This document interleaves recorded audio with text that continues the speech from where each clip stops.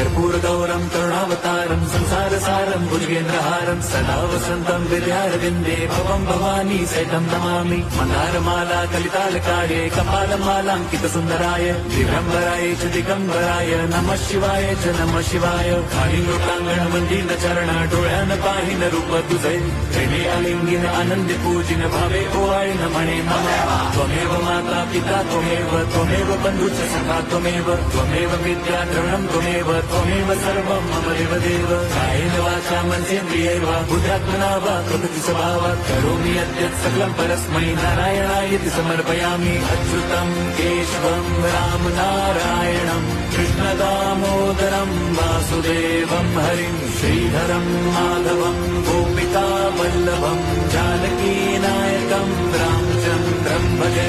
Hare Ram Ram Ram Hare Hare, Hare Krishna Hare